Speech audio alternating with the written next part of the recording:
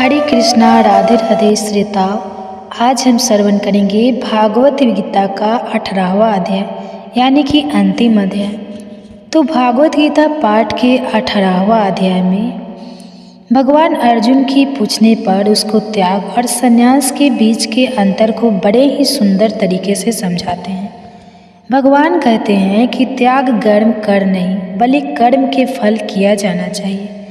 वह सत्व, रजस और तमस के अनुसार 3 प्रकार के कर्म, 3 प्रकार के ज्ञान, 3 प्रकार के कर्ता, 3 प्रकार की बुद्धि, 3 प्रकार के सुख के बारे में विस्तार से बताते हैं। मनुष्य के स्वभाव और सधर्म द्वारा नियुक्त किए गए ब्राह्मण, क्षत्रिय, वैश्य, शूद्र के गुणों तथा कर्तव्यों का वर्णन करते हैं। कर्म, योग और परम सिद्धि, सर्वोत्तम भक्ति, संकटों को पार करने के उपाय बताते हुए श्री भगवान अर्जुन को अपनी शरण में लेने का अवशासन देकर अपना उपदेश समाप्त करते हैं। अर्जुन केशव से पूछते हैं, केशव, मैं संन्यास और त्याग के बारे में जानना चाहता हूँ। इन दोनों में क्या अंतर है, मुझे समझाइए। श्री भगवान अर्जुन को समझाते हुए कहते हैं, सुन पार्थ, इच्छा द्वारा प्रेरित सभी कर्मों को पूरी तरह त्याग देना ही संन्यास कहलाता है। अपने कर्म के फल को पूरी तरह त्याग देना ही त्याग कहलाता है। जहाँ संध्या सभी कर्मों का त्यागती है, वही त्याग कर्मों के सभी फलों और कर्म के फल की इच्छा का त्याग है। कुछ विद्वान तो यहाँ तक मानते हैं कि कर्म करना ही दोष है, इसलिए उनके मुताबिक कर्म को दोष समझकर उसको त्याग देना चाहिए। जबकि कुछ विद्वान मानते हैं कि यज्ञ, दान और तप जैसे कर्मों का त्याग नहीं करना चाहिए। अब तू त्याग के बारे में सच्चाई को सुन। त्याग 3 प्रकार का बताया गया है, लेकिन यज्ञ, दान और तप जैसे कर्मों का त्याग कभी भी नहीं करना चाहिए, बल्कि उन्हें करते ही रहना चाहिए, क्योंकि यह 3 कर्म उनके द्वारा करने वाले बुद्धिमान लोगों को पवित्र करने वाले होते हैं। लेकिन इन कर्मों को भी इनके प्रति इच्छा लगा और कर्मों के फल की इच्छा के बिना ही करते रहना चाहिए। यह मेरा सुनिश्चित और अंतिम फैसला है। इसी भी करने विक्रम का त्याग बिल्कुल भी उचित नहीं है। अपना नियम, कर्तव्य और धर्म कभी भी त्यागना नहीं चाहिए। अज्ञान के कारण किया गया कर्म का ऐसा त्याग तामसिक कहलाता है। जो व्यक्ति अपने नियत कर्तव्य और कर्म का त्याग इसलिए करता है कि इसे करने में उसे कष्ट महसूस होता है या इसे उन्हें करने से शारीरिक कमजोरी होती है, वह राजसिक त्याग कहलाता है और उसे उस त्यौहार कोई भी लाभ और फल नहीं मिलता। लेकिन जो व्यक्ति अपने नियम, कर्म और कर्तव्य को अपना घर मानकर उसे करता रहता है और उसके प्रति पूरी शक्ति और फल को भी त्याग देता है, उसका त्याग सात्विक माना जाता है। वह बुद्धिमान व्यक्ति जो वह त्याग करता है जिससे सारे चंद्र समाप्त हो गए हैं और जिसका स्वभाव सात्विक है, ऐसा व्यक्ति सदैव सद्गुण में स्थित रहता है। उसे ना तो बुरे कर्म में कोई घटना होती है और ना ही अच्छे कर्म से कोई लगाव होता है। किसी भी देहधारी प्राणी के लिए कर्म का पूरा त्याग कर देना असंभव है, नामुमकिन है। लेकिन जो कर्म के फल को त्याग देता है, वह अपने वही त्यागी फैलाता है। जिन लोगों ने अपने जीवन काल में अपने कर्म के फल का त्याग नहीं किया, उन्हें मृत्यु के बाद फल अवश्य मिलता है, जो कि 3 प्रकार के होते हैं, अच्छा, बुरा और मिला जुला। और यह कर्म फल ही उनके पूर्व जन्म का कारण बनते हैं। लेकिन जिन्होंने अपने जीवन काल में ही कर्म के फल को त्याग दिया है, उन्हें मृत्यु के बाद कोई भी फल नहीं मिलता। वह कर्म के फल, पुष्प फल से होने वाले बंधन से भी छूट जाते हैं और इसलिए वह पूर्ण जन्म के चक्कर से भी निकल जाते हैं। कर्म करने के लिए भी आवश्यक 5 कारण बताए गए हैं। एक, कर्म का स्थान, दूसरा कर्म करने वाला, तीसरा उस कर्मों को करने के लिए, चौथा अनेक प्रकार के प्रयास और 5वां भाग्य यानी परमात्मा जो इन सबको संभव बनाता है। मनुष्य अपने शरीर, मन, अपनी वाणी द्वारा जो भी कोई उचित या अनुचित कर्म करता है वह उन पांचों कारणों, इन पांचों तत्वों की वजह से ही होते हैं। लेकिन जो मनुष्य अपने मंद बुद्धि, अपने अहंकार और अपने अगाध में कारण यह मान लेता है कि मैं अकेला ही करने वाला हूँ, वही अज्ञानी है और वह इसके सही स्वरूप को नहीं देख पा रहा। इस मनुष्य में यह की भावना नहीं है और जो यह समझता है कि सभी कर्मों में परमात्मा का ही हाथ है, जिसकी बुद्धि कर्म के फल में आसक्त नहीं है, वह इन सभी मनुष्य को मारता हुआ उन्हें नहीं मानता, इसलिए वह अपने कर्मों के कारण नहीं बनता। मनुष्य कर्म की प्रेरणा देने वाले होते हैं और उसे जाने वाला कर्ता कर्म को भी एक साथ इकट्ठा करने वाले और संभव बनाने वाले कारण होते हैं। और कर्ता ज्ञान, कर्म और कर्ता के प्रति रजस और तमस के अनुसार तीन भेद होते हैं, जिससे मनुष्य सभी अलग अलग प्रकार की वस्तुओं और प्राणियों में ही नष्ट होने वाली सत्ता है, जिसमें वह सब प्राणियों में और सारी में समान रूप में एक जैसा ही है। राशि ज्ञान है, जिससे मनुष्य विभिन्न प्रांतों में उनके अलग अलग देखने के कारण उन्हें अलग अलग देखता है। वह ईश्वर की कभी नष्ट होने वाली सत्ता को प्राणियों और वस्तुओं में विभाजित रूप में बटा हुआ देखता है, जिससे वह प्राणी प्राणी में भेदभाव करता है। और तामसी ज्ञान वह ज्ञान है जिसे मनुष्य सत्य को समझ नहीं पाता। विक्रम बेहतर है जो नियत है, जो शास्त्रों में दिया गया है और जिसे बिना लिप्त हुए राग द्वेष को मिटाकर और फल की इच्छा रखे बिना किया जाता है। राशि क्रम और कर्म के जो फल की इच्छा रखते हुए बड़ी मेहनत से या जो अहंकार की भावना से किया जाता है, और तामसिक कर्म और कर्म है, इसे अज्ञान के कारण हानि या हिंसा के विचार किए बिना किया जाता है। सात्विक कर्ता वह कर्ता है जिसमें अहंकार बिल्कुल भी नहीं है, इसमें कोई शक्ति या लगाव नहीं है, उसमें उत्साह और धैर्य बना हुआ है और जो सफलता और विफलता में एक जैसा ही रहता है, उनमें विचलित नहीं होता। राशि कर्ता वह करता है जुआ से प्रेरित होता है, जो अपने कर्मों का फल पाने के लिए हमेशा बेचैन रहता है। जो लोग भी हैं इसके प्रभाव में हिंसा है, जो अपवित्र है और जो आनंद और शोक के कारण वितरित हो जाता है। और तामसिक कर्ता वह करता है जो असंतुलित है, जो बहुत इकबालदी है, जो कपटी और हठी है, जो दूसरों का अपमान करने वाला है, जो प्रवेश करता है और जो काम को टालता रहता है। वह गुणों के अनुसार बुद्धि और धैर्य के भी तीन बीज सोने, जिन्हें मैं तुझे पूरी तरह विस्तार से बताता हूँ। सात्विक बुद्धि पहुँचती है जो कर्म और अकर्म करने योग्य और न करने योग्य कर्मों के भूत को समझाती है और इस बात को भी समझती है कि किससे डरना चाहिए और किससे नहीं डरना चाहिए, क्या वस्तु मुक्त करती है और कौन सी वस्तु बंधन में डालती है। राशि बुद्धि और बुद्धि है जो धर्म और अधर्म करने योग्य न करने योग्य इन सब बातों को अधूरे ढंग से समझाती है। और तांत्रिक भूत की वह बुद्धि है जो अज्ञान और अंधकार में डूबी रहती है। ऐसी बुद्धि धर्म को तो अधर्म और अधर्म को धर्म समझती है और वह सदा विपरीत दिशा में ही केंद्रित रहती है और उल्टी दिशा में ही चलती है। दृष्टि और मानसिक दृढ़ निश्चय अर्थात धारण करने की शक्ति को कहते हैं।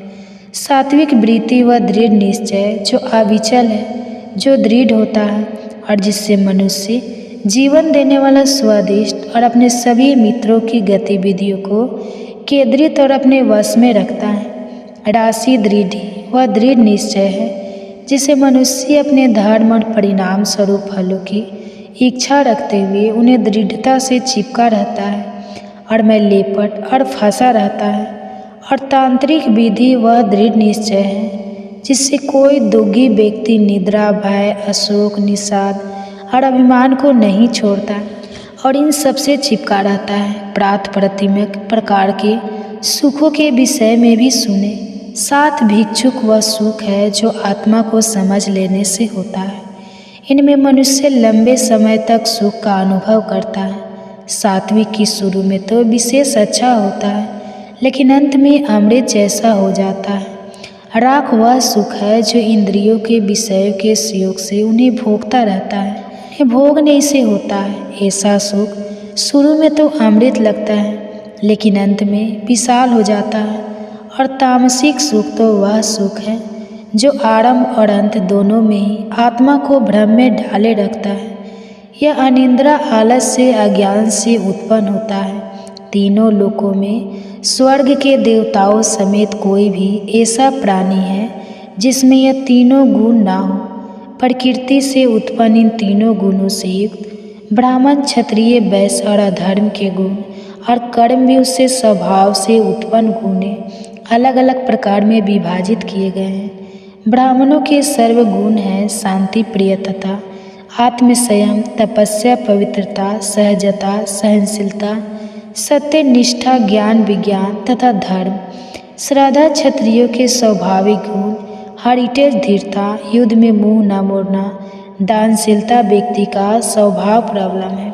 केशव कहते हैं, अर्जुन तू यह सुन कि किस तरह अपना कर्म करते हुए मनुष्य सीधी को पा लेता है।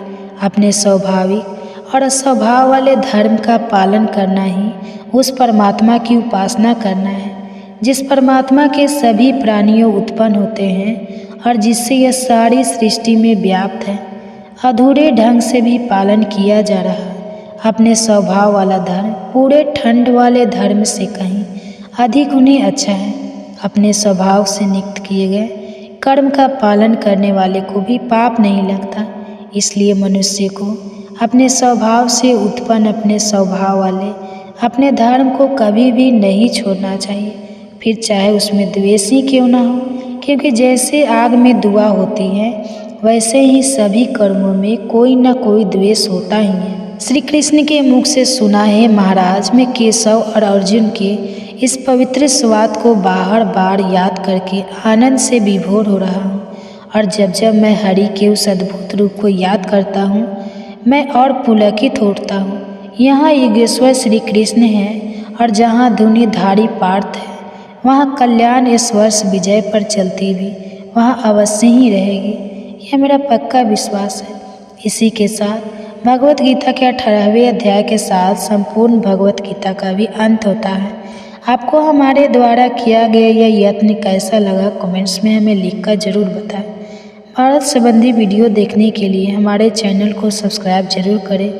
भगवान सत्य, रजस और तमस इन तीनों गुणों के अनुसार 3 प्रकार की श्रद्धा, 3 प्रकार के भोजन, 3 प्रकार के और 3 प्रकार के दान के बारे में बताते हैं और उनसे पूछते हैं कि जो लोग शास्त्रों के विधान से हटकर लेकिन अपनी पूर्ण श्रद्धा से करते हैं उनकी क्या स्थिति होती है। उनकी श्रद्धा सात्विक, राजसिक या भगवान अर्जुन यह सुनकर उत्तर सभी प्राणियों की श्रद्धा उनके अनुसार सात्विक, राजसिक या तामसिक होती है। प्रत्येक प्राणी की था उसके अंतःकरण के अनुरूप होती है। जिसकी जैसी शीघ्र है उसकी वैसी वाणी होती है। देवताओं की उपासना करते हैं और की उपासना करते हैं और मैं, लोग, भूत, प्रेतों की उपासना करते हैं। जो लोग पसंद होते हैं, जो है सुख और काम वासना से भरे होते हैं और जो किसी वस्तु के लालसा से प्रेषित होकर ऐसा कठोर तप करते हैं जो शास्त्रों द्वारा अनुमोदित है। ऐसे लोग अपनी मूर्खता के कारण अपने शरीर में स्थित तत्वों के समूह को और साथ ही शरीर में निवास करने वाले मुझ परमात्मा को भी सकते हैं। ऐसे लोगों को तो आसुरी स्वभाव वाला समय प्रत्येक व्यक्ति का आहार भी इन 3 गुणों सत्य, रजस और तमस 3 प्रकार का ही होता है। ऐसा ही यज्ञ, तप और दान भी 3 प्रकार के होते हैं। जो भोजन जीवन, प्राण, शांति, शक्ति, स्वास्थ्य, आनंद और उल्लास को बढ़ाते हैं ऐसे भोजन सात्विक होते हैं और वह सात्विक लोगों को ही प्रिय होते हैं। जो भोजन कड़वे, खट्टे, तीखे, नमकीन, बहुत गर्म, चटपटे, रूखे और जलन पैदा करने वाले होते हैं, जो दुख, शोक और रोग उत्पन्न करते हैं, ऐसे भोजन नास्तिक होते हैं और वह राशि के लोगों को प्रिय होते हैं। जो भोजन अपाच्य हो, जो बिगड़ गया हो, जो सड़ गया हो और जो बादशाह हो, ऐसे भोजन अधिक होते हैं और ऐसे भोजन ही तामसिक लोगों को प्रिय होते हैं। अब तू यज्ञ, तप और दान के विषय के बारे में सुन। पार्थ, जो यज्ञ शास्त्रों के नियमों के अनुसार है, जो फल की इच्छा ना रखने वाले लोगों द्वारा इस विश्वास के किए जाते कि अगर ना उनका नियम कर्तव्य है, ऐसे यज्ञ सात्विक होते हैं। जो यज्ञ किसी फल की आशा से या केवल दिखावे के लिए किए जाते हैं, वे यज्ञ होते हैं।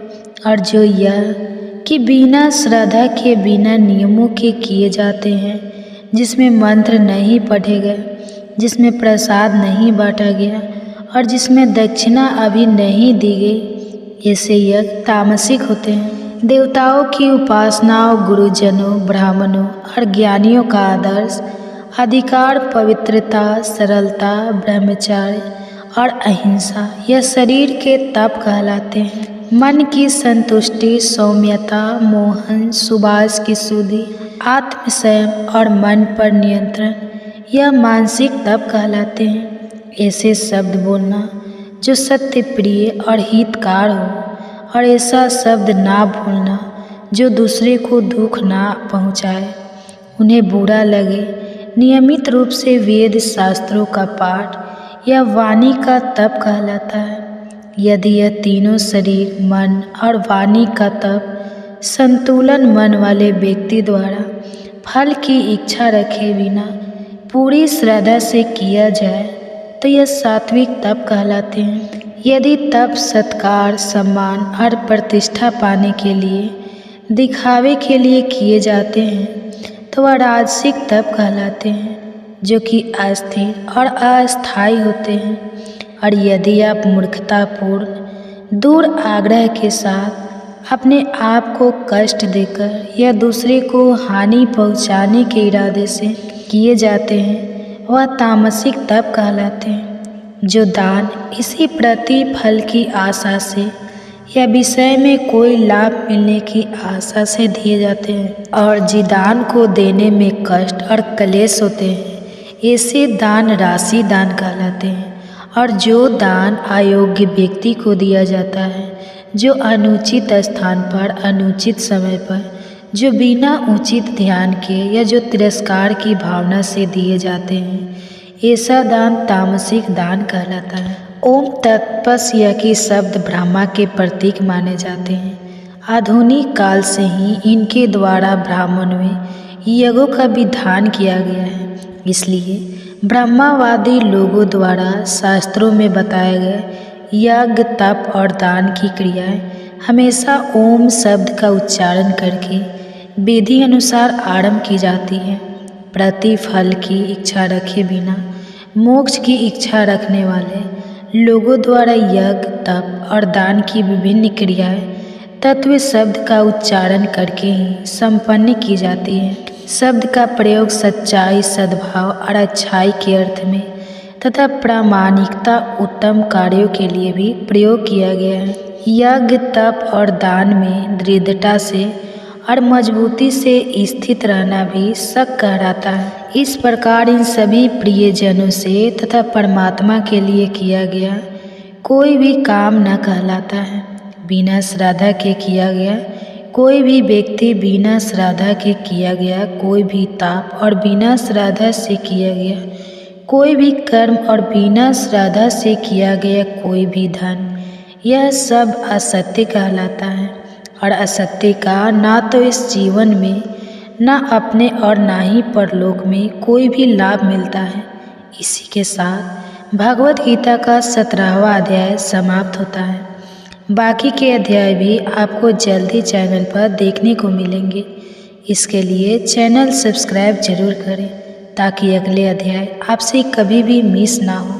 और यदि आप काफ़ी समय बाद या आप देख रहे हैं कि आप हमारे चैनल की भागवत गीता प्लेलिस्ट में और मिल जाएगा, तो कमेंट्स में आपको हमारे द्वारा किया गया यह यत्न कैसा लगा ज़रूर बताएं। 16वें अध्याय में भगवान श्री और देव यह सब लोगों का वर्णन करते हैं और उनके अपने अपने परिणामों का भी वर्णन करते हैं। नरक के 3 द्वार इच्छा, क्रोध और लोगों के बारे में बताते हैं और साथ ही कर्तव्य और कर्म के लिए शास्त्रों की प्रामाणिकता को मानना, इन सब के बारे में विस्तार से बताते हैं।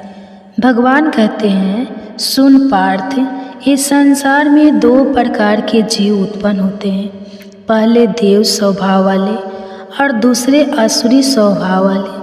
देव यह सब लोगों को इस प्रकार है: निर्भयता, मन की शुद्धता, ज्ञान और योग का संतुलित पालन, आत्म संयम, शास्त्रों का अध्ययन, यज्ञ करना, ईमानदारी, अहिंसा, असत्य और क्रोध का ना होना, त्याग, शांति और दूसरों में दोष ना ढूंढना, लोगों का ना होना, मिठास, कोमलता, राजा, समा, तेज और धैर्य का होना तथा द्वेष, ईर्ष्या और अभिमान, इन दोनों का ही ना होना।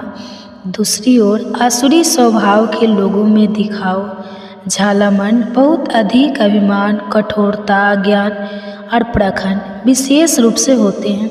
देव स्वभाव वाले गुण मोक्ष दिलाने वाले होते हैं, जबकि आसुरी स्वभाव वाले बंधन में डालने वाले होते हैं। लेकिन तेरे पास यह सब सुनकर दुखी होने की कोई ज़रूरत नहीं है, क्योंकि तू देव स्वभाव लेकर जन्म है। लेकिन पार्थ, असुरी स्वभाव वाले लोग ना तो कर्म के मार्ग को जानते हैं और ना ही वह त्याग कर मार्ग को जानते हैं, और मैं ना ही पवित्र सा पाए जाते हैं, ना ही सदाचार और ना ही उनमें सत्य पाया जाता है। वह मानते हैं कि यह संसार मिथ्या है, इसका कोई आधार नहीं है। वह यह कहते हैं कि संसार किसी नियमित कारण के लिए नहीं बना, बल्कि केवल काम इच्छा से ही बना है। इस दृष्टिकोण को मजबूत इसे अपनाकर यह थोड़े ज्ञान वाले और बुद्धिहीन लोग ऐसे क्रूर कर्म करने के लिए हमेशा तैयार रहते हैं, जिससे कि संसार को क्षति पहुँचती है और इसलिए यह विनाश का कारण भी बनते हैं। काम इच्छा से कभी भी व्रत ना होने वाली, लालसा के वश में होने के कारण, प्रखंड घमंड दहन कार से भरे, मूर्खता के कारण, गलत दृष्टिकोण के कारण वह अपवित्र निश्चय सही कर्म करते हैं। वह ऐसी अनगिनत चिंताओं से दबे रहते हैं, जोड़कर मृत्यु के साथ ही समाप्त होगी। वह अपनी इच्छाओं की तृप्ति को ही सबसे ऊंचा लक्ष्य मानते हैं और साथ में यह भी समझते हैं कि यही सब कुछ है और इसके सिवाय और कुछ नहीं है। सैकड़ों लालसाओं के जाल में बदले हुए वासना और क्रोध के वश में होकर वह अपनी इच्छाओं की तृप्ति के लिए गलत तरीके से खूब सारी धन संपत्ति अर्पित करने में लगे रहते हैं। आसुरी प्रकृति का प्राणी यह समझता है कि आज मैंने यह प्राप्त कर लिया है और दूसरी इच्छा को भी मैं आज ही प्राप्त कर लूँगा और भविष्य में और भी धन संपत्ति मेरी हो जाएगी। इस शत्रु को तो मैंने आज मार डाला है और दूसरी शत्रु को भी मार डालूँगा। मैं ही ईश्वर हूँ और मैं आनंद लेने वाला हूँ। नहीं बलवान हूँ, मैं सुखी हूँ, मैं धनवान और ऊंच कुल में जन्मा हूँ। मेरे बराबर का और कोई नहीं है। मैं यज्ञ करूँगा, मैं आनंद मना लूँगा। अज्ञान के कारण वह ग्रस्त होकर ऐसी बातें करते हैं। अपनी इसी सोच और विचारों के कारण भ्रम और मूर्खता के जाल में फंसे होकर और अपनी इच्छाओं की तृप्ति से लगाव के कारण वहाँ पवित्र नदी में गिरते हैं। वह केवल नाम के लिए ही जगह करते हैं। अहंकार, अभिमान, काम और क्रोध के वश में होकर यह देखिए, लोग अपने तथा अन्य लोगों के शरीर में निवास करने वाले मुझे ईश्वर से भी ग्रहण करते हैं।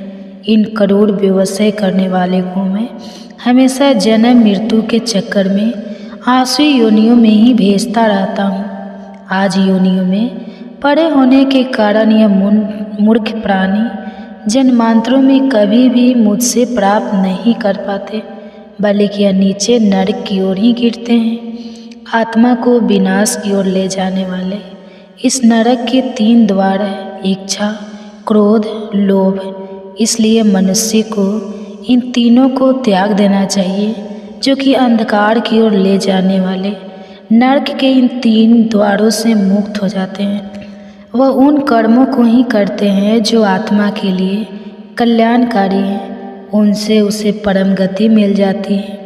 लेकिन जो व्यक्ति शास्त्रों के नियमों को छोड़ देता है और अपनी इच्छाओं के अनुसार ही कर्म करता रहता है, उस चितौर सीधी मिलती है, ना ही सुख मिलता है और न ही उसे परम गति मिलती है।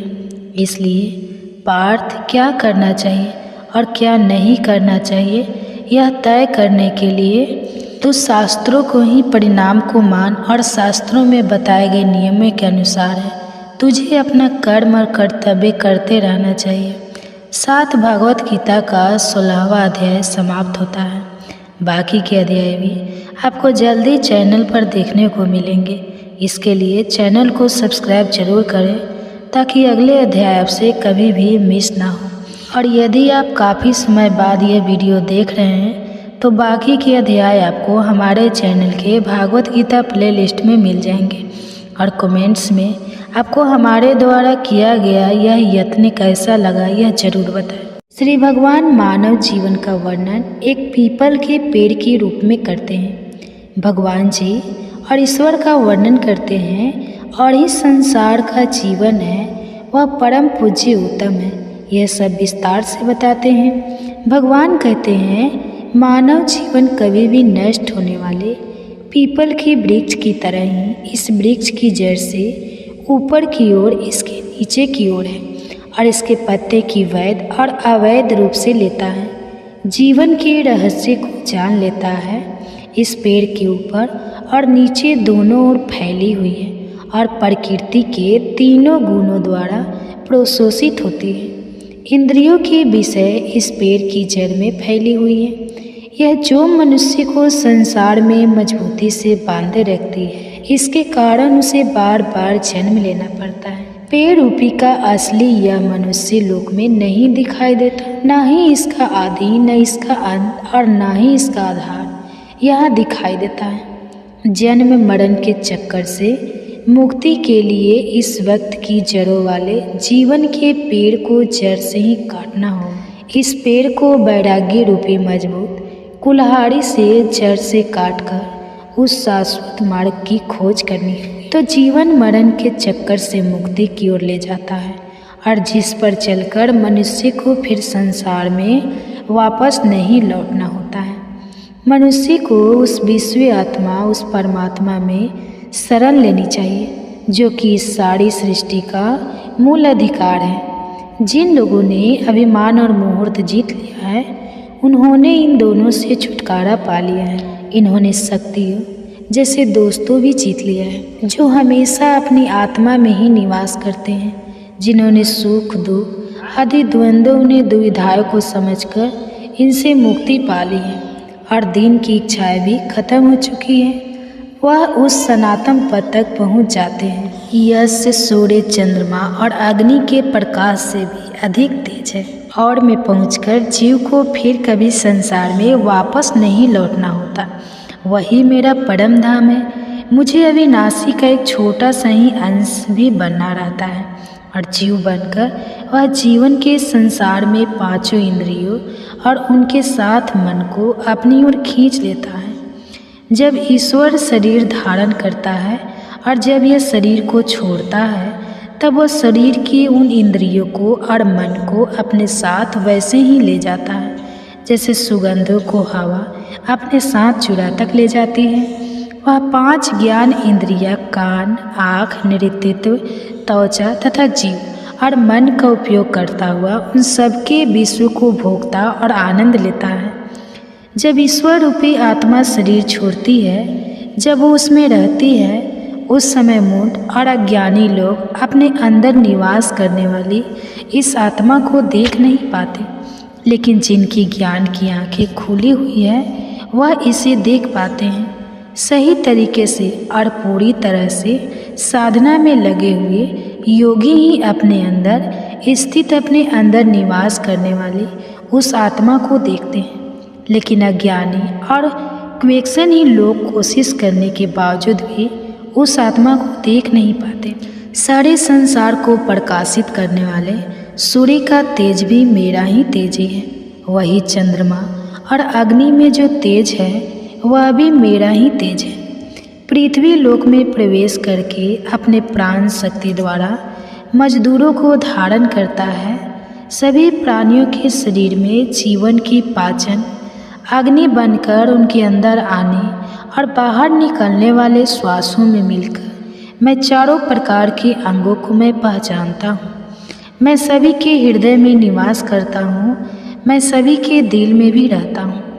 मुझसे ही स्मृति और ज्ञान होते हैं और मैं ही उनमें होने वाले प्रभाव का विनाश भी करता हूँ। वास्तव में मैं ही वह हूँ जिसको कि सभी वेदों द्वारा जाना जाता है। मैं ही वेदों का ज्ञान हूँ और मैं ही वेदांत का बनाने वाला हूँ और मैं ही वेदों को जानने वाला हूँ। इस संसार में दो प्रकार के जीव उत्पन्न होते हैं, नश्वर और अनश्वर, अर्थात जो नष्ट होने वाला है और जो कभी भी नष्ट नहीं हो सकते। इस भौतिक जगत के सभी जीव नश्वर है और ना बदलने वाली आत्मा अनश्वर है। लेकिन इन दोनों से भी परे एक और सर्वव्यापी आत्मा है जिसे परमात्मा कहते हैं। वह परमात्मा अमृत ईश्वर के रूप में तीनों लोकों में प्रवेश करती है और उन लोगों का पोषण भी करती है। लेकिन मैं दोनों नश्वर और अनश्वर से भी ऊपर और सबसे श्रेष्ठ हूँ, इसलिए संसार में मैं ही पुरुषोत्तम माना जाता हूँ। जो कोई बिना पसंद है मुझे पुरुषोत्तम को इस प्रकार जान लेता है, समझ ले कि उसने सब कुछ जान लिया है और वह अपने संपूर्ण अस्तित्व से मेरी उपासना करता है। इस प्रकार पार्थ, मैंने तुझे सबसे अधिक रहस्य वाला ज्ञान बता दिया है, जिसको कि जानकर मनुष्य ज्ञानी बन जाता है। उसके सभी कर्म और कर्तव्य पूरे हो जाते हैं और वह अमर होकर परम गति को प्राप्त कर लेता है। इसी के साथ भागवत गीता का 15वां अध्याय समाप्त होता है। बाकी के अध्याय जल्दी आपको चैनल पर देखने को मिलेंगे। इसके लिए चैनल को सब्सक्राइब जरूर करें ताकि अगले अध्याय आप देख सकें। अध्याय आपको कैसी लगी कमेंट्स करके ज़रूर बताएं। तीनों गुणों पर इनसे मिलने वाले फलों के बारे में बताते हैं और जो कोई भी इन 3 गुणों से ऊपर उठ जाता है उसकी विशेषताएं बताते हैं। भगवान कहते हैं, पार्थ, अब मैं तुझे सभी ज्ञानों में से जो भी सबसे सर्वश्रेष्ठ ज्ञान है वह ज्ञान बताता हूँ, जिसको कि जाने से सभी ऋषि मुनि इस संसार से ऊपर उठकर परम गति तक पहुँच गए हैं।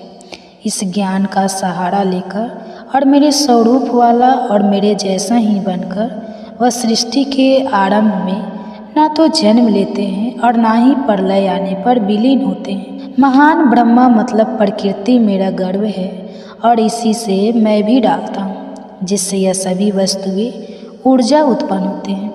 जहाँ कहीं भी जिस किसी भी योनि में जो कोई भी रूप उत्पन्न होता है, महान ब्रह्मा ही उन सब की मूल योनि है, अर्थात अच्छाई, आवेश और आलस्य प्रकृति से ही उत्पन्न होते हैं। उन्होंने ईश्वर आत्मा को शरीर में बांध कर रखते हैं।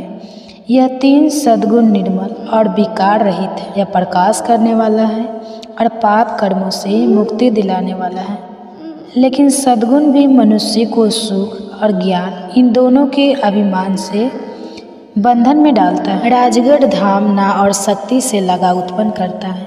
यह मनुष्य को कर्म और उसके कर्म के फल की इच्छा और उसके साथ लगा उसे बंधन में डाल देता है।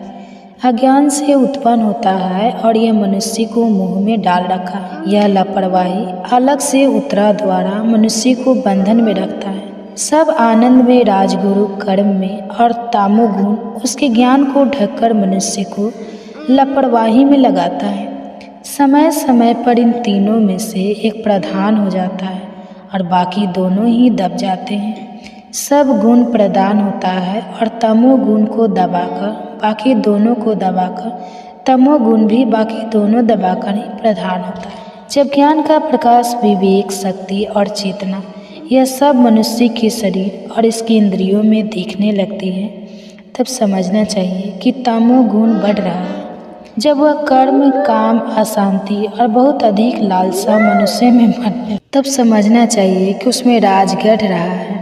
जब मनुष्यों में प्रकाश का अभाव होने लगे, जब लापरवाही, आलस्य और यह सभी मनुष्य में उत्पन्न होने लगे, तब समझना चाहिए कि उसमें तमो गुण बढ़ रहा है। सुन पार्थ, मनुष्य की आत्मा उसके शरीर के मरने के बाद कहाँ जाएगी, इस बात पर निर्भर करती है उसकी मृत्यु किस दिशा में होती है। अगर उसकी मृत्यु उस दशा में हो जब सद्गुण प्रधान हो, तब उसकी आत्मा को जाने वाले लोगों में जाएगी, और यदि उसकी मृत्यु हो जब राजोगुण प्रधान हो, तब उसकी आत्मा कर्म में लिप्त लोगों के बीच जन्म लेगी, और उसकी मृत्यु को तब वन में जन्म लेगा। लोग अच्छे कर्म का फल साध्वी को निर्मल होता है, कर्म का फल, तामसिक कर्म का फल अज्ञानता और मूर्खता होती है। सतोगुण से ज्ञान उत्पन्न होता है, राजोगुण और तमोगुण से लापरवाही, अज्ञानता और मूर्खता ही उत्पन्न होती है। जो लोग सद्गुण में स्थिर होते हैं वह ऊपर मुक्ति और प्रगति की ओर उठते रहते हैं। रजोगुण वाले लोग बीच के क्षेत्र पृथ्वी लोक में ही रहते हैं, और तामसिक प्रवृत्ति वाले लोग बुरे कर्मों में लगे रहने के कारण नीचे नरक को प्राप्त करते हैं। जब मनुष्य यह जान लेता है कि सभी कर्मों में इन 3 गुणों के अलावा कोई कर्ता नहीं है, और जब वह उसको भी जान लेता है कि जो इन 3 गुणों से भी बड़े हैं, तब वह मेरे स्वरूप को पा लेता है, तो वह मेरे जैसा बन जाता है। जब मनुष्य शरीर से उत्पन्न होने वाले सत्र जाता है, वृद्धावस्था छूट जाता है और उसे अमर जीवन मिल जाता है, इनके बारे में जानने की जिज्ञासा से पूछते हैं। इसकी क्या पहचान होती है, उसका आचरण कैसा होता है, और वह इन तीनों गुणों से परे कैसे पहुँचता है। श्री भगवान अर्जुन को समझाते हैं, जो व्यक्ति अपने अंदर प्रकाश लगा और मुहूर्ता के उपस्थित होने पर, इन सबके मौजूद होने पर उन्हें बुरा नहीं मानता, और जब वह लुप्त हो जाए और जब वह ना हो तो उनकी कामना नहीं करता, सदा ही संतुष्ट, सदा इच्छा मुक्त, गुणों की समस्त प्रतिक्रियाओं से, गुणों के खेल से बिना उनसे विचलित हुए उनमें समभाव से बैठे रहता है, और जो है समझ लेता है कि केवल उनकी कर्म कर रहे हैं, और यह समझते हुए उन गुणों और उनकी क्रियाओं से अविचल और शांत भाव से अलग रहता है। जो दुख सुख को समान समझता है, जो अपनी आत्मा में ही स्थिर रहता है, उसमें ही टिका रहता हूँ। जो मिट्टी पत्थर की रात और सोना चांदी इन सबको समान समझाता है, अच्छी या बुरी वस्तुओं और परिस्थितियों में एक रहता है, उनको एक जैसा ही समझता है। जो मित्र और शत्रु के साथ एक जैसा ही व्यवहार करता है, और जिसने सभी कर्मों और उन कर्मों के सभी फलों को त्याग दिया है, ऐसा व्यक्ति श्रेष्ठ है, और इसे तीनों गुणों से भी ऊपर उठा हुआ कहा जा सकता है। जो व्यक्ति बिना विचलित हुए भक्ति योग से मेरी सेवा करता है, वह तीनों गुणों से ऊपर उठकर परम ब्रह्म को पा लेता है, और तीनों गुणों से ऊपर उठ जाने के कारण वह मुझे ही प्राप्त कर लेता है। इसी के साथ भगवत गीता का 14वां अध्याय समाप्त होता है। बाकी के अध्याय भी आपको जल्दी चैनल पर देखने को मिलेंगे। इसके लिए चैनल सब्सक्राइब जरूर करें, ताकि अगले अध्याय आपसे कभी भी मिस ना हो। और यदि आप काफ़ी समय बाद यह वीडियो देख रहे हैं, तो बाकी के अध्याय आपको हमारे चैनल की भागवत गीता प्लेलिस्ट में मिल जाएंगे। और कमेंट्स में आपको हमारे द्वारा किया गया ये यत्न कैसा लगा जरूर बताएं। इस अध्याय में भगवान पूर्णतः प्रकृति ज्ञान अज्ञान पर ब्रह्मा और मुक्ति के बारे में बताते हैं, और उनकी केशव से कहते हैं, हे भगवान, मैं यह जानना चाहता हूँ कि पुरुष और प्रकृति क्या है। शीघ्र को जानने वाला उसका उद्देश्य भगवान और उसके बारे में समझाते हुए उनसे कहते हैं, कर्म किए जाते हैं, और जो क्षेत्र के तत्व को जान लेता है, तत्वज्ञानी को क्षेत्र को जानने वाला क्षेत्र अर्थात जीवात्मा कहते हैं।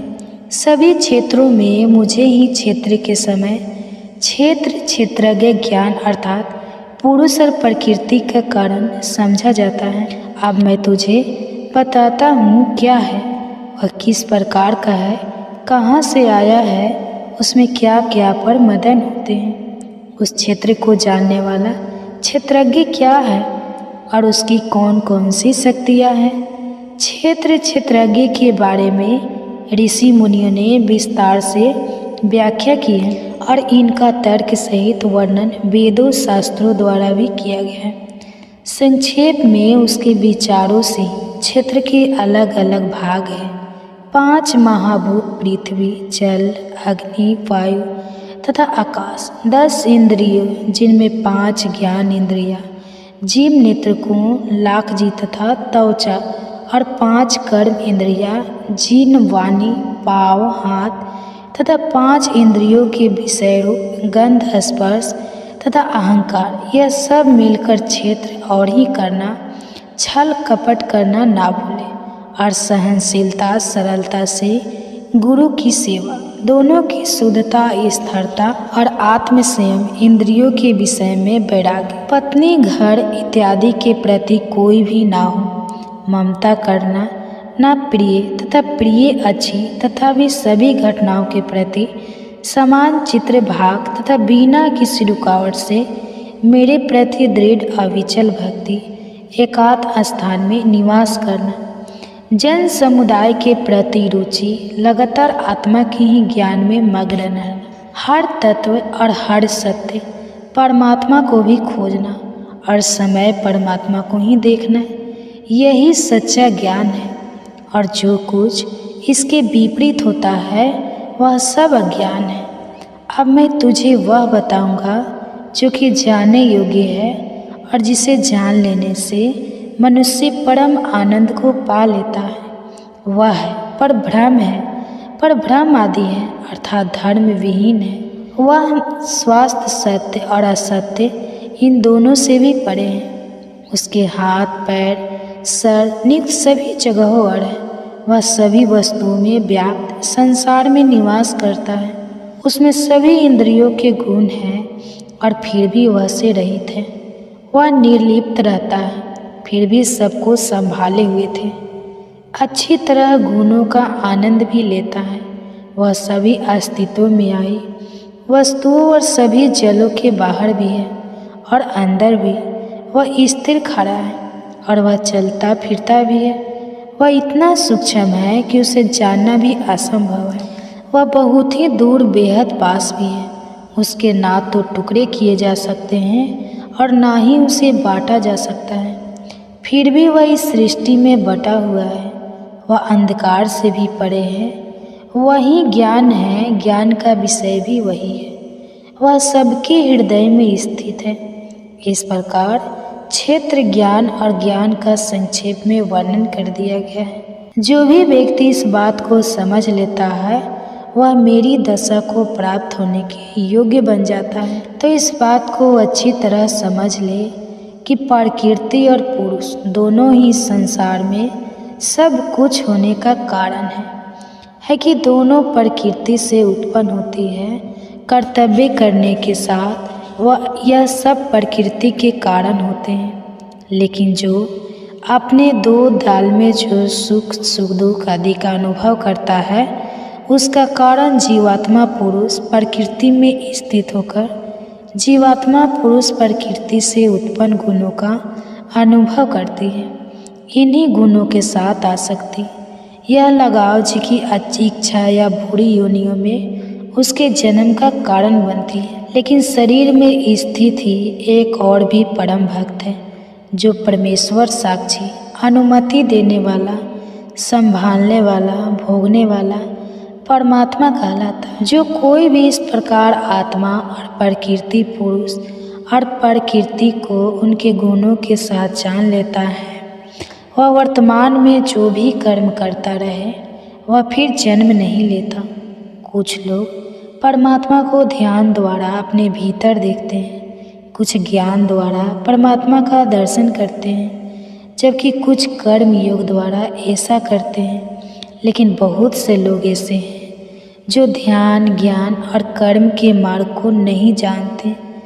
ऐसे लोग अज्ञानी लोगों से उनके विषय के बारे में सुनते हैं और जो कुछ उन्होंने सुना है उस पर आस्था रखते हुए मेरी भक्ति में लग जाते हैं। और मेरी भक्ति में लग जा कि मैं और मेरी इस भक्ति द्वारा वह भी मृत्यु के पहुँच जाता है। पार्थ, तो इन सब बातों को समझ ले कि संसार में जो कुछ भी अटल है, यह चलने वाली वस्तुएं उत्पन्न हुई है।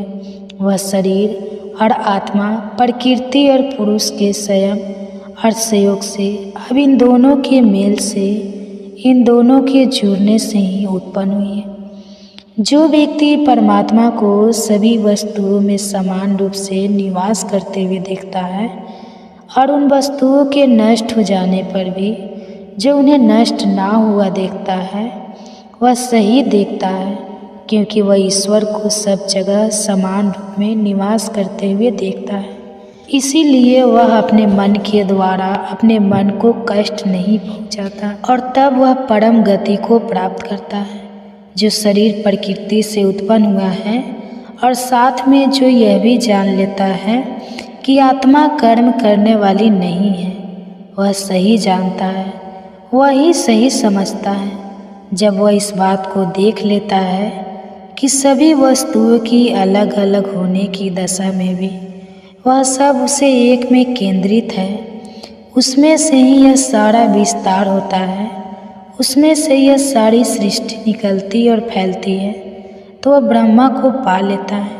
क्योंकि परमात्मा अनादि अनीश्वर निर्गुण उस दोष से मुक्त है, इसलिए जब वह शरीर में निवास करता है फिर भी वह न तो कोई कर्म करता है और ना ही वह किसी कर्म में लिप्त होता है, और वह किसी भी कर्म में बंधा भी नहीं है। जैसे सर्वव्यापी आकाश अपनी सूक्ष्मता के कारण किसी भी वस्तु से लिप्त नहीं होता, किसी भी वस्तु से चिपकता नहीं है, वैसे ही शरीर में रहने वाली आत्मा शरीर से लिप्त नहीं होती। जैसे ही सूर्य सारे संसार को प्रकाशित करता है, वैसे ही क्षेत्र का स्वामी भी अपने सारे क्षेत्र को वैसे ही प्रकाशित करता है। इस तरह से जो लोग अपने ज्ञान की आँखों से क्षेत्र और क्षेत्रज्ञ अंतर को और सभी प्राणियों की प्रकृति से मुक्त हो जाने की विधि को जान लेते हैं, वह परम लक्ष्य को पा लेते हैं। इसी के साथ भागवत गीता का 13वां अध्याय समाप्त होता है। बाकी के अध्याय आपको जल्द ही चैनल पर देखने को मिलेंगे। इसके लिए चैनल को सब्सक्राइब जरूर करें ताकि अगले अध्याय आपसे कभी भी मिस ना हो। और यदि आप काफ़ी समय बाद यह वीडियो देख रहे हैं तो बाकी के अध्याय आपको हमारे चैनल के भागवत गीता प्लेलिस्ट में मिल जाएंगे। और कमेंट्स में आपको हमारे द्वारा किया गया यह यत्न कैसा लगा यह जरूर बताएं। का मिलना इन सब के विषय में श्री भगवान बड़े ही सुंदर तरीके से बताते हैं। अर्जुन केशव से पूछते हैं, केशव, जो भक्त पूरी श्रद्धा और निष्ठा से तेरे व्यापक गुण में रूप की उपासना करते हैं और दूसरे उस अव्यक्त मीनाक्षी निर्गुण ब्रह्मा की उपासना करते हैं, इन दोनों में योग में अधिक और उत्तम है। भगवान उत्तर देते हैं, पार्थ, जो लोग अपने मन को मेरे गुण में रूप में स्थिर करके पूरी श्रद्धा और निष्ठा से मेरी उपासना करते हैं, उनको मैं योग में सबसे उत्तम मानता हूँ। लेकिन जो लोग अपने सभी इंद्रियों को अच्छी तरह अपने वश में करके मन और बुद्धि से भी परे उस व्यक्ति और सदा ही एक साथ रहने वाले नित्य चल निराकार अविनाशी ब्रह्मा किन्नर की एक ही भाव से ध्यान करते हुए पूजा और उपासना करते हैं, वह सभी प्राणियों का कल्याण करने में आनंद अनुभव करते हुए सब दिशाओं और परिस्थितियों के समान चित रहते हुए बाकी अन्य लोगों की तरह ही मुझे को ही प्राप्त करते हैं। लेकिन जो अव्यक्त ब्रह्मा की उपासना में लगे रहते हैं, उनकी कठिनाई न कहीं अधिक होती है, क्योंकि गद्दारी प्राणियों द्वारा व्यक्त लक्ष्य प्राप्त करना बहुत ही कठिन है।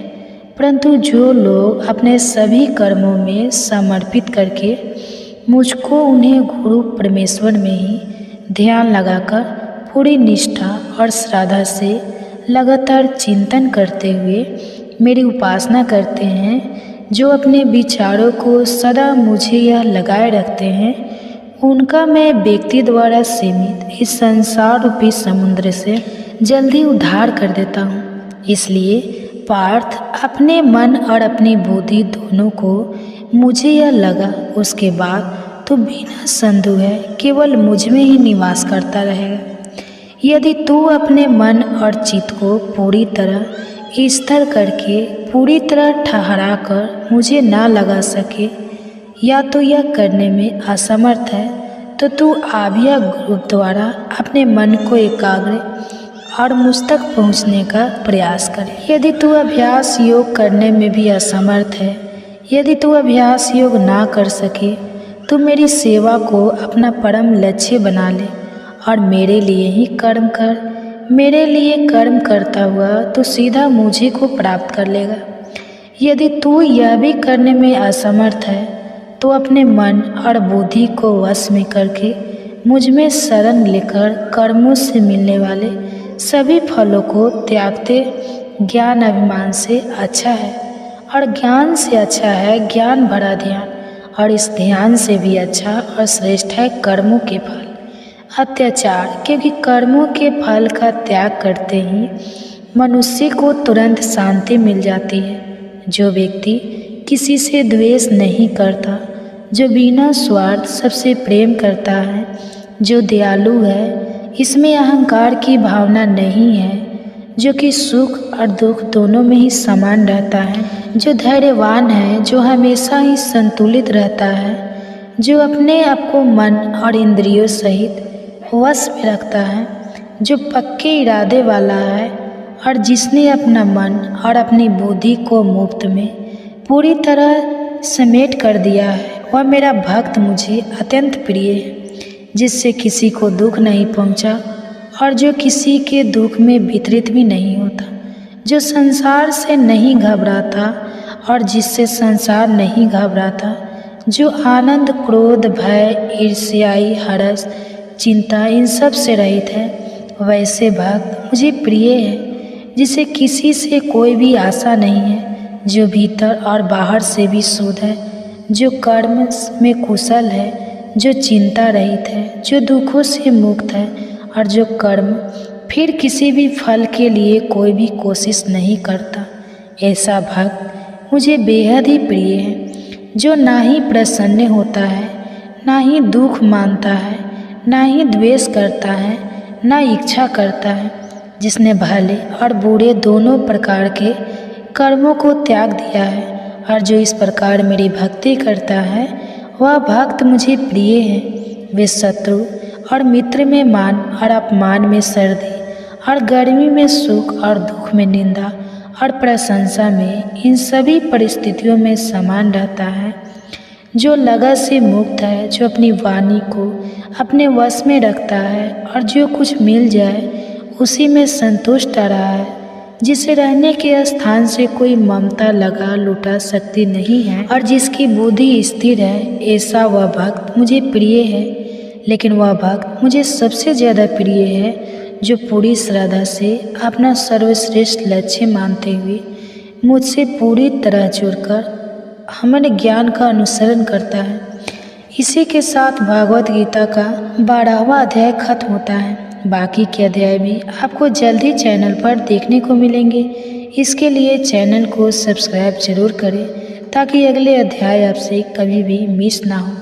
और यदि आप काफ़ी समय बाद यह वीडियो देख रहे हैं, तो हमारे चैनल की भगवत गीता प्लेलिस्ट में मिल जाएंगे, और कमेंट्स में आपको हमारे द्वारा किया गया यह यत्न कैसा लगा, यह जरूर बताएं। भगवान अर्जुन को दिव्य दृष्टि देकर उसको अपने दिव्य रूप दिखाते हैं। इस अध्याय में दिव्य रूप का वर्णन किया गया है। भगवान से निवेदन और भगवान की स्तुति के लोग, भगवान की कृपा का अवशासन, यह सब इस अध्ययन में बताया गया है। उसमें बताया गया है कि से विनती करते हैं, आपने जो मुझ पर कृपा करके आत्मा के संबंध में मुझे जो यह पर रहस्य है, उसकी वजह से अपनों के प्रति ही गया है। मैंने आपसे वस्तुओं के साथ और भी अनेक विभिन्न वस्तुएं होने वाले गुणों के बारे में विस्तार से सब कुछ सुना है, जिसको कि मैं एकदम सत्य मानता हूँ, और जिसे सुनकर मैं आप ऐश्वर्य दिव्य रूप देखना चाहती हूँ। यदि आप यह समझते हैं कि मुझे यह दिव्य रूप दे सकता है तो हे भगवान कि आप वह अपने कभी भी नष्ट न होने वाला दिव्य रूप दिखाइए। अर्जुन की इस विनती पर भगवान उस पर कृपा करते हैं और कहते हैं, लो तू बार तो मेरे सैकड़ों हजारों अलग अलग प्रकार, रंग और आकार वाले विविध रूप को देख लो। आदित्य को, रुद्र को, पक्षुओं को, दोनों अश्विनी कुमारों को और देवताओं के विपत अलग रूपों को देख और भी मेरे ऐश्वर्य भरे रूप को देख, जिन्हें तुमने पहले कभी नहीं देखा है। आज तो ये सारे जगत को, इस सारी सृष्टि को और इसके अलावा जो कुछ भी तू देखना चाहता है बस सबको तू मेरे शरीर में एक ही जगह तय देखो, लेकिन यह सब तू इन मालवीय आँखों से नहीं देख पाएगा। मैं तुझे दिव्य दृष्टि देता हूँ तो मेरे दिव्य रूप और मेरे ऐश्वर्य को देख। यह कहकर महायोगेश्वर हरि ने अर्जुन को दिव्य दृष्टि प्रदान की और उसके सामने अपना सबसे सर्वश्रेष्ठ दिव्य विराट रूप प्रकट किया। वह रूप अनेक मुद्दों और नेत्रों वाला था। उसमें अनेक आश्चर्यजनक दृश्य थे। अनेक दिव्य आभूषण और की माला पहने हुए थे। उसने अनेक दिव्य शस्त्र उठाए हुए थे। वह रूप सभी ऐश्वर्य और से भरा हुआ था। वह दिव्य तेज वाला, अनंत और सर्वव्यापी था। यदि आकाश में कई सूर्य एक साथ भी चमक उठे तो फिर भी वह उस परमात्मा के दिव्य रूप से देश के बराबर शायद ही हो सके। वह अर्जुन ने उस देवों के भी देव के शरीर में अनेक रूप में बड़े हुए सारे संसार को, सारी सृष्टि को एक ही जगह इकट्ठा देखा। तब अर्जुन आश्चर्यचकित हो गया। उसके रोंगटे खड़े हो गए। उसने हाथ जोड़कर सर झुकाकर कहा, हे भगवान, मैं तुम्हारे शरीर में सभी देवताओं और हर प्रकार के प्राणियों के समूहों को देख रहा हूँ। मैं कमल के आसन पर बैठे विधाता ब्रह्मा, भगवान शिव तथा सभी दृष्टियों और सभी दिव्य शक्तियों को भी देख पा रहा हूँ। मैं तुझे सब और अनंत रूपों में देख रहा हूँ। आपकी अनेक घोषणाएँ और नृत्यत्व हैं जो सभी ओर फैले हुए हैं, जिनका मुझे ना ही आदि, ना ही मध्य और ना ही अंत दिखाई देता है। मैं तुझे मुकुट, चक्र और गदा धारण किए सभी और दमकते हुए प्रकाश की तेज संभोग के रूप में देख रहा हूँ, जिसको कि देख पाना बेहद कठिन है। जो सब और धधकती हुई आग सूर्य के समान चकाधौ करने वाला है। आप अनीश्वर भगवान हो, जिसका ज्ञान प्राप्त किया जाना चाहिए।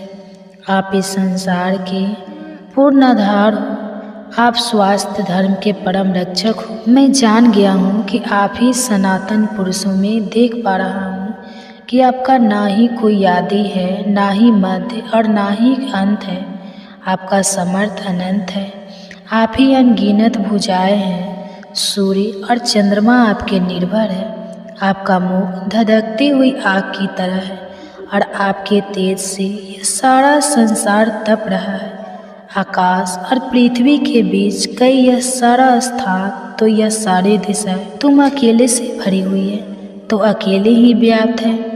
जब आपका यह आश्चर्यजनक भयानक रूप दिखाई देता है तो तीनों लोग कांपते हैं। उधर देवताओं के समूह आपके अंदर प्रवेश कर रहे हैं और उनमें से कुछ डरे हुए हैं, हाथ जोड़कर आपकी स्तुति कर रहे हैं। शेरगढ़, आदित्य कारण, पशु गणना, विश्व देवगण और अश्विनी कुमार, पितृगण, अमरुद, गंधर्व और यक्ष प्रश्नों के संभोग सभी आपकी ही ओर देख रहे हैं। आप यह विशाल रूप को देखकर सभी लोग ताप रहे हैं और उन्हीं की तरह मैं अभी कहाँ पर हूँ। आपके इस आकाश को छूने वाले अनेक रंगों में दमकते और बड़ी बड़ी चमकती हुई आँखों वाले इस रूप को देखकर मेरा मन भय से काँप रहा है। मेरा न ही धीरज बंध रहा है और ना ही मुझे शांति मिल रही है। जब मैं लपेटे उगलते हुए आपके मुंह को देखता हूँ तो मुझे दिशाएं तक पहुँचने बंद हो जाती है। और मैं किसी भी प्रकार संतुलन नहीं बना पा रहा हूँ। देवताओं के स्वामी मुझ पर दया कीजिए। उधर सभी देवताओं के समूह के साथ राष्ट्र के सभी पुत्र भीष्म, द्रोण, कर्ण तथा हमारे पक्ष के भी प्रमुख योद्धा तुम्हारे मुखी जा रहे हैं। जैसे नदियों की तेज धाराएं समुद्र की ओर दौड़ती चली जाती है और उसमें प्रवेश करती हैं, वैसे ही इस पृथ्वी लोक के वीर योद्धा लपटे उगलते हुए आपके मुख में घुसे जा रहे हैं। जैसे पतंगे जोर से जलती हुई आग पर अपने ही विनाश के लिए तेजी से झपटते हुए आते हैं, वैसे ही यह लोग तेरे विनाश के लिए तेरे मुख में जा रहे हैं। आपके मुख निकलती कोई भयंकर किरणें इस संसार को जला रही है। देवताओं में श्रेष्ठ मुझे यह बताओ, कितने भयानक रूप वाले आप कौन हैं? आपको प्रणाम है, मुझ पर दया कीजिए। अर्जुन की गुहार पर श्री भगवान कहते हैं, पार्थ, मैं समस्त लोगों का विनाश करने वाला काल हूँ, और जो यह लोगों का दमन करने में लगा हुआ है, दोनों सेनाओं में खड़े यह योद्धा तेरे कर्म के बिना भी नहीं बचेंगे। इसलिए तो उठकर खड़ा हो जा, अपने शत्रुओं को हार कर इस समृद्ध राज्य का आनंद ले और यश प्राप्त कर। यह सब तो पहले ही मेरे द्वारा मारे जा चुके हैं। बस तू कारण बन जा और भीष्म, द्रोण, जयद्रथ, कारण तथा और भी अन्य योद्धाओं को मार डाल, जो कि पहले ही मेरे द्वारा मारे जा चुके हैं। डर मत, और युद्ध में तो शत्रुओं को अवश्य ही हार जाएगा। लोग विश्व के इन वचनों को सुन तानते हुए अर्जुन ने हाथ जोड़कर कृष्ण को नमस्कार किया और फिर डर के कारण धीमी आवाज में कहा कि हे पार्थ, हे केशव, संसार जो दृश्य के गीत गाने में अनुभव करता है वह ठीक करता है, और सारा संसार तेरे ही अनुरूप को प्राप्त हो रहा है। हे राक्षस, डरकर सब दिशाओं में भाग रहे हैं। यह संसार के स्वामी, आप इस सत्य को आप ही असत्य भी हो, और उसके भी परे जो भी है वह भी आप ही हो, क्योंकि आप देवों में सच प्रथम, आप ही संसार का आश्रय हो, आप ही जानने वाले हो और आप ही जानने के योग्य भी हो। आप ही सर्वश्रेष्ठ लक्ष्य हो, आपने ही संसार को व्यक्त किया हुआ है। आप यज्ञ हो, आप ही वर्ण हो, आप ही कम हो, आप ही चंद्रमा हो, और आप ही सबके प्रजापति ब्रह्मा भी हो। आपको 1000 बार नमस्कार है। आप स्वरूप हो, आपको सब ओर से नमस्कार। आपकी शक्ति की तो कोई सीमा ही नहीं है, और आपका बल अनंत है, इसलिए आप ही सब कुछ हो। आपकी इस महिमा को न जानते हुए मैंने आपको, जो कि कीवर्ड थे, यादव ने मित्र आदि कहा है। यदि मैंने कभी भी आपका अनादर प्रकट किया हो, इसके लिए प्रभु मैं आपसे क्षमा मांगता हूँ। आप तो इस जगत के पिता हो, आप ही संसार के पूजनीय हो। तीनों लोकों में आपके समान कोई नहीं है, इसलिए आपसे अधिक तो कोई हो ही नहीं सकता। इसलिए मैं अपने शरीर को आपके सामने झुकाकर आपको प्रणाम करके आप आराध्य प्रभु को पसंद करना चाहता हूँ। मैंने आपका वह रूप देखा है जिसे किसी और ने कभी नहीं देखा, और जिसे देखकर मुझे आनंद हुआ है, लेकिन मेरा हृदय है भय से काँप रहा है। प्रभु मुझ पर प्रसन्न होइए और मुझे फिर अपने पहले वाला मानवीय रूप ही दिखाइए। 1000 मुखों वाले विराट रूप में आपको पहले वाले मुकुट और गदा धारण किए हुए देखना चाहता हूँ। हे भगवान, आप फिर अपना मानवीय रूप दिखाइए। और उनके इस निवेदन पर श्री भगवान उसे कहते हैं, पार्थ, मैंने प्रसन्न होकर अपनी दिव्य शक्ति से तुम्हें यह परम रूप दिखाया है, जो कि तेल से भरा विश्वव्यापी अनंत है, जिसे मनुष्य अभी तेरे सिवा किसी और ने नहीं देखा है। मेरे इस भयानक रूप को देखकर तू घबराएगा और विचलित फिर मत हो। वह को त्याग कर प्रसन्न होकर तो फिर मेरे पहले रूप को देख। वासुदेव ने अर्जुन को यह कहकर फिर अपना पहला रूप दिखाया और अपना मानवीय रूप धारण कर अर्जुन को धीरज हुआ। भगवान का मानवीय रूप देखकर अर्जुन शांत हुआ और उसने कहा, हे भगवान, तेरे इस रूप को देखकर बेहतर चित हो गया हूँ और अपनी संभावित स्थिति में लौट आया हूँ। तब श्री कृष्ण ने अर्जुन से कहा, पार्थ, तूने बिना वह रूप देखा है जिसे देख पाना बेहद कठिन है। देवताओं को भी यह रूप देखने की लालसा लगी ही रहती है। तूने मुझे अभी जिस रूप में देखा है उस रूप में ना तो वेदों के अध्ययन द्वारा, न ही शास्त्रों द्वारा करना ही कर्मकांड की क्रियाओं द्वारा, नहीं दान और राय कठोर तपस्या द्वारा देखा जा सकता है, लेकिन अनन्य भक्ति द्वारा मुझे इस रूप में जाना जा सकता है, सच में देखा जा सकता है और मुझ में प्रवेश भी किया जा सकता है। जो व्यक्ति केवल आपके लिए ही कर्म करता है, जो मुझे ही अपना लक्ष्य मानता है, जो मेरे ही उपासना करता है, इसे कोई भी लगाव नहीं है। जो किसी भी प्राणी के प्रति द्वेष की भावना नहीं रखता, वह पुस्तक अवश्य पहुंच जाता है। इसी के साथ भागवत गीता के 11वें अध्याय समाप्त होता है। बाकी के अध्याय भी आपको जल्दी चैनल पर देखने को मिलेंगे। इसके लिए चैनल को सब्सक्राइब जरूर करें ताकि अगले अध्याय आपसे कभी भी मिस ना हो। और यदि आप काफ़ी समय बाद यह वीडियो देख रहे हैं तो बाकी के अध्याय आपको हमारे चैनल के भागवत गीता प्लेलिस्ट में मिल जाएंगे। और कमेंट्स में आपको हमारे द्वारा किया गया यह यत्न कैसा लगा यह ज़रूर बताएं। तो मैं मिलूँगा आपको अगले अध्याय में।